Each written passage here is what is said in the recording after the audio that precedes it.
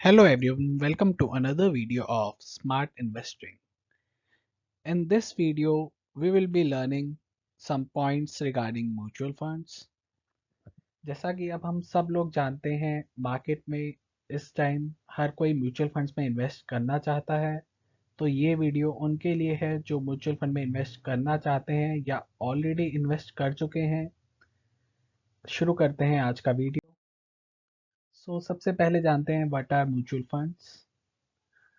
Mutual fund is a vehicle to mobilize money from investors to invest in different markets and securities in line with the common investment objectives agreed upon between the mutual fund and the investors.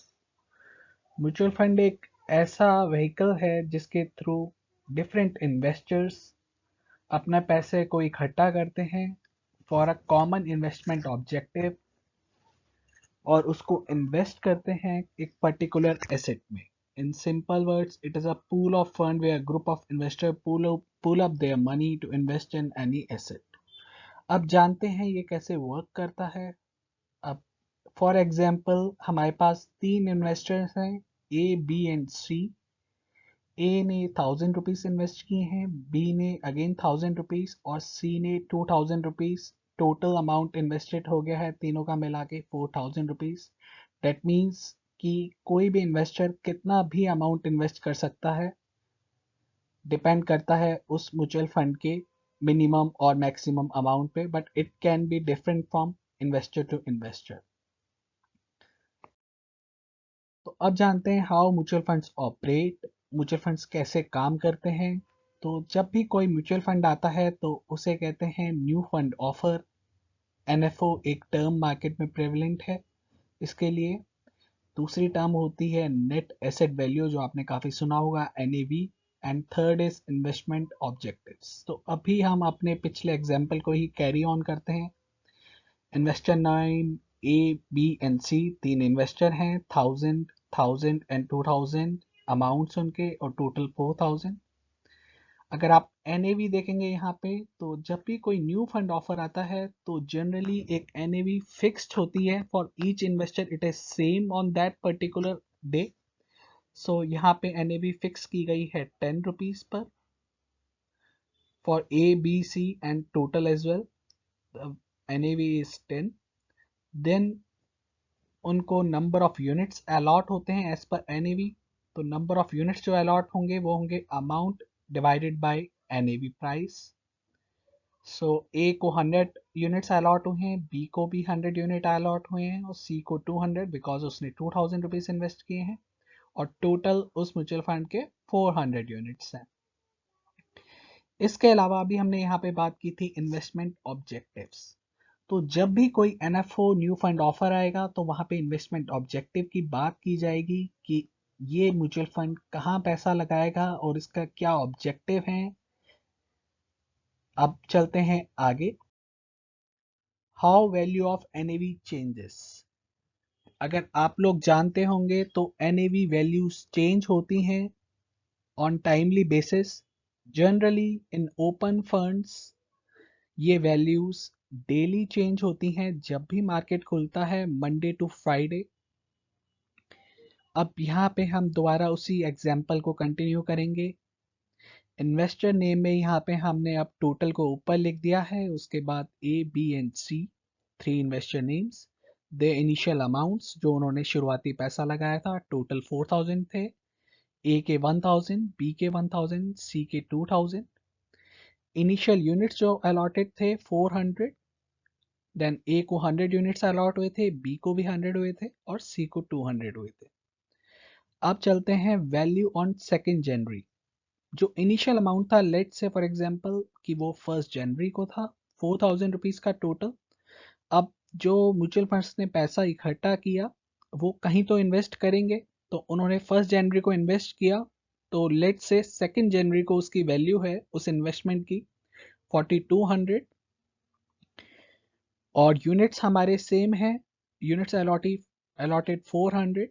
और NAV यहाँ पे change हो जाएगा, value divided by units allotted, which comes as 10 rupees 50 paisa. अब आप यहाँ पे देखेंगे ए के यूनिट्स भी सेम है, बी के यूनिट्स भी सेम है, सी के यूनिट्स भी सेम है, बट जो NAV है जब उनको अलॉट हुआ था इनिशियली वो 10 रुपीज था, बट अब NAV चेंज हो गया है 10 रुपीज 50 पैसे, and it is same for all investors A B and C. अब हम यहाँ देखेंगे तो इनका वैल्यू जो कि 1000 था वो 1050, बी का भी 1050 एंड सी का 2100। तो अब यहाँ से हमें पता चल रहा है कि हमारा जो भी पोर्टफोलियो का वैल्यू होगा म्यूचुअल फंड में वो NAV के ऊपर डिपेंड है, बिकॉज यूनिट्स जो आपको अलॉट होंगे वो फिक्स रहेंगे, वो चेंज नहीं होंगे डेली बेसिस पे, बट NAV विल चेंज। अब ये NAV क्यों चेंज होता है, ये उनके पोर्टफोलियो के अकॉर्डिंगली चेंज होता है कि वो पोर्टफोलियो कितना अप और डाउन हुआ है। इट कैन बी अप और it can be down, so it can move either ways. This is how value of NAV changes. अगर आप किसी ने मनी इन्वेस्ट किया है लेट्स से फॉर 3 years और 2 years, तो उसका डेली पोर्टफोलियो का वैल्यू चेंज होगा generally in open funds. Sometimes it is a minimal value but on a coincident it can B same कि वो पोर्टफोलियो का इन्वेस्टमेंट चेंज ही नहीं हुआ, बट वैल्यूएशन रोज होगा NAV का, हर रोज एक नया NAV आएगा, राइट। अब चलते हैं आगे। अब आपने देखा कि NAV कैसे चेंज होता है। How to invest in mutual funds, mutual funds में कैसे इन्वेस्ट करें। पहला ऑप्शन है through new funds offer, that is NFO। आप जब भी कोई म्यूचुअल फंड अपना NFO लेके आए आप उसके थ्रू इन्वेस्ट कर सकते हैं। दूसरा है पोस्ट NFO। फॉर एग्जाम्पल हमने देखा था वहां पे कि January 1 को अलग प्राइस था और January 2 को अलग प्राइस था, तो आप जिस भी दिन इन्वेस्ट करेंगे उस दिन का वो प्राइस लगेगा। Post NFO you can also invest in open ended schemes. Similarly you can also sell also in. Now how do we invest? We can invest through online and offline mode, both are available here. Requirement to invest in mutual funds, क्या क्या चाहिए invest करने के लिए। PAN card means PAN number, bank account and identity proof. All amount will be deducted through a legal bank account only, और आपके नाम से बैंक अकाउंट होना चाहिए जो भी म्यूचुअल फंड खरीद रहा है। इसके बाद हमें डिसाइड करना है कि आपको क्या टाइप ऑफ म्यूचुअल फंड में इन्वेस्ट करना है। अब जानते हैं आगे कि क्या क्या टाइप के म्यूचुअल फंड्स होते हैं। टाइप ऑफ म्यूचुअल फंड्स, पहला टाइप है equity fund, then debt funds, then hybrid funds, then other funds। अब हम जानेंगे इक्विटी फंड्स क्या होते हैं। इक्विटी फंड्स वो फंड्स होते हैं जो कि स्टॉक मार्केट में पैसा लगाते हैं। इक्विटी मींस है स्टॉक मार्केट, तो जैसा आप सबने सुना होगा stock market is risky, so equity funds are quite more riskier than other funds. Equity funds में भी अलग अलग टाइप के फंड्स आते हैं। First is diversified equity fund, जिसके अंदर वो डाइवर्स मिक्स ऑफ सिक्योरिटीज किसी भी सेक्टर की किसी भी मार्केट कैप की इक्विटी में पैसा लगा सकते हैं। इनके ऊपर कम रिस्ट्रिक्शंस होती हैं कंपैरेटिवली। फिर आता है market segment based funds. In this case वो मार्केट सेगमेंट के अकॉर्डिंगली अपना पैसा इन्वेस्ट करते हैं। फॉर एग्जांपल अगर कोई लार्ज कैप फंड है तो वो केवल बड़ी कंपनीज में ही पैसा लगाएगा, वो स्मॉल कैप में नहीं लगा सकता है। सिमिलरली मिड कैप फंड है तो वो सिर्फ मिड कैप में लगाएगा, वो लार्ज कैप और स्मॉल कैप में नहीं लगा सकता है। और स्मॉल कैप फंड सिर्फ स्मॉल कैप में लगाएगा, वो लार्ज कैप और मिड कैप में नहीं लगा सकता है। Now we comes to sector funds. They invest only a specific sector. For example, a banking sector fund will only invest in shares of banking company, और गोल्ड सेक्टर का fund वो सिर्फ gold companies के shares में पैसा लगाएगा। इसके अलावा एक और फंड आता है equity linked saving scheme which is ELSS। इसके अंदर हमें टैक्स बेनिफिट मिलता है अंडर सेक्शन 80C, जो 80C की लिमिट है 1,50,000 की। उसके अंदर हमें टैक्स एग्जेम्पशन मिलता है और इसके अंदर लॉक इन पीरियड होता है 3 years का। You can not redeem this mutual funds before 3 years in any case. तो ये हमारे फंड्स थे। और अगर हम ऊपर वाले अपने diversified equity fund, market segment based fund और सेक्टर फंड देखें, उसके अंदर लॉक इन जनरली नहीं होता है। किसी किसी शेयर्स में एग्जिट लोड्स होता है, किसी किसी म्यूचुअल फंड्स में। In general, exit load is 1% if you redeem them before 1 year of investment. आगे आते हैं डेट फंड्स। डेट फंड्स क्या होते हैं? Debt funds are categorized on the basis of type of debt securities they invest in. Debt securities means debentures, treasury bills, or other debt instruments. They can be secured or unsecured. Debt funds are comparatively less riskier than equity funds, and they also provide comparatively less return than equity funds also. अब आते हैं hybrid funds. Hybrid funds जैसे नाम से पता चल रहा है, ये कॉम्बिनेशन है equity, debt and gold. Basically these are combination of any asset classes depend upon the investment objective. जब कोई भी एनएफओ आता है तो उसके इन्वेस्टमेंट ऑब्जेक्टिव में होता है कि वो कौन कौन सी कंपनीज, कौन कौन सी एसेट क्लास में इन्वेस्ट करेंगे, कौन से सेक्टर में इन्वेस्ट करेंगे। तो जिस हिसाब से हाइब्रिड फंड्स का इन्वेस्टमेंट ऑब्जेक्टिव होगा, उनका एलोकेशन होगा ईच एसेट क्लास में, उसी के हिसाब से उसका रिस्क और रिटर्न वेरी करेगा।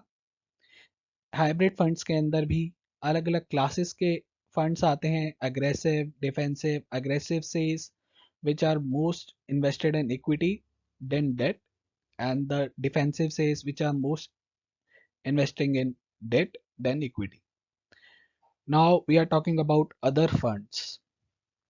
Other funds में क्या आएगा? Fund of funds. Fund of funds वो होते हैं जो ऑलरेडी किसी भी म्यूचुअल फंड या एक्सचेंज ट्रेडेड फंड्स में इन्वेस्ट कर रहे हो, आइदर ग्लोबली और डोमेस्टिक मार्केट में।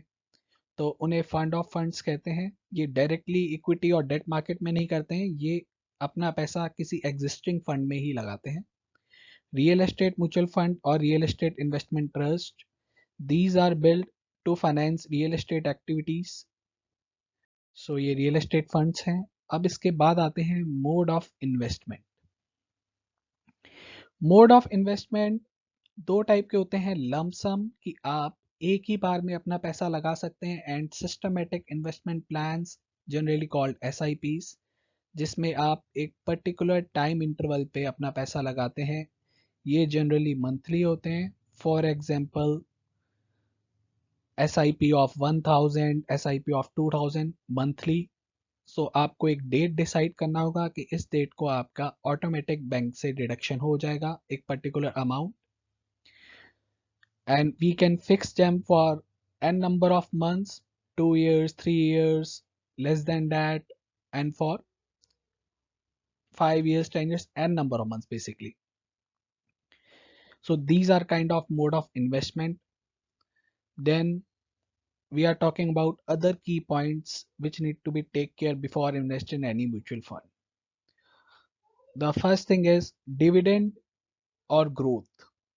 So what is dividend and what is growth? And this dividend means when you invest in any mutual funds, generally you take out money when you sell all those funds, right?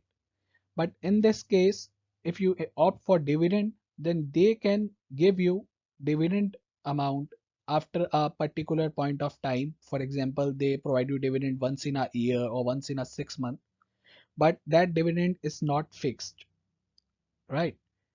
And growth funds are the funds which reinvest that dividend amount. वो जो आपको dividend मिलने वाला था वो उसी पैसे को इन्वेस्ट करेंगे, जिससे कि आपको वो पैसा आपका अकॉर्डिंगली उसी के हिसाब से आपके यूनिट्स बढ़ा देंगे वो, राइट। और समटाइम्स एनईवी के अकॉर्डिंग भी होता है, वो यूनिट्स नहीं बढ़ाते हैं। तो they depend upon the scheme to scheme. These are called growth funds. Generally आजकल जो ग्रोथ फंड्स आ रहे हैं उसमें यूनिट नहीं बढ़ते हैं, उनका एनईवी उसी के हिसाब से कैलकुलेट होता है और उनका रिटर्न ऑब्वियसली ग्रेटर होता है डिविडेंड से, बिकॉज आपका डिविडेंड वाला पैसा उसी फंड में लग गया है। अब आते हैं अगला पॉइंट, लॉक इन पीरियड। जैसा कि मैंने आपको बताया था, हर फंड का अपना डिफरेंट लॉक इन पीरियड होता है। ELSS फंड्स का लॉक इन पीरियड है, you can not sell those funds before 3 years in any case. उसके अलावा कुछ और फंड्स होते हैं, उनमें भी कभी कभी लॉक इन पीरियड होते हैं। और देर आर फंड्स जहाँ पे एग्जिट लोड होता है, जो नीचे पॉइंट है। तो exit load basically when you in redeem any mutual fund before a particular time, तो आपको एक एग्जिट लोड चार्ज होगा। जनरली 1% ऑफ इन्वेस्टमेंट होता है। Now another point is redemption. आप रिडेम्पशन कैसे कर सकते हैं? रिडेम्पशन भी both online and offline mode में अवेलेबल है। आप अपने फंड को after a particular, if there is no lock in period, आप उसको कभी भी रिडीम कर सकते हैं और अपने बैंक अकाउंट में क्रेडिट कर सकते हैं वो पैसा। इसके बाद आता है taxation on mutual funds. Mutual funds पे टैक्सेशन भी होता है। There is a provision of long term tax and short term capital gain tax and long term capital gain tax. तो आप अपने स्कीम में, म्यूचुअल फंड स्कीम में invest करते हुए ये टैक्सेशन का भी ध्यान रखें। तो ये थे कुछ मेन पॉइंट्स म्यूचुअल फंड्स के बारे में। अब जैसा आपने देखा उसमें एनएवी कैलकुलेशन के बारे में, that means there are no guaranteed returns in mutual funds. If someone says you that कि इस फंड पे आपको 40% रिटर्न आएगा, 50% रिटर्न आएगा या 30% रिटर्न आएगा, so do not trust them, because NAV जो वैल्यू है वो डेली चेंज होता है and that depends upon your investment asset class.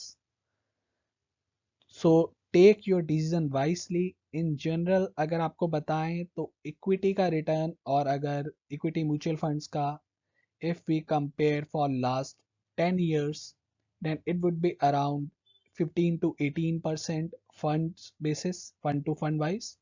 And for debt funds, it depends upon again fund to fund wise, but on average it would be between 6 to 9 or 10, you can say.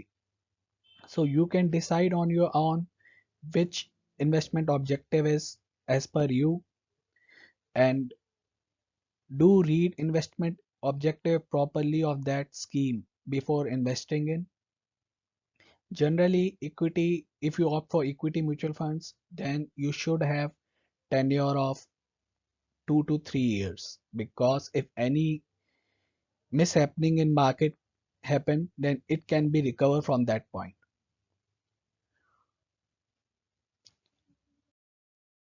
Hope you like the video. Thanks for watching. Please do subscribe and share if you like the video. Happy investing. Thank you.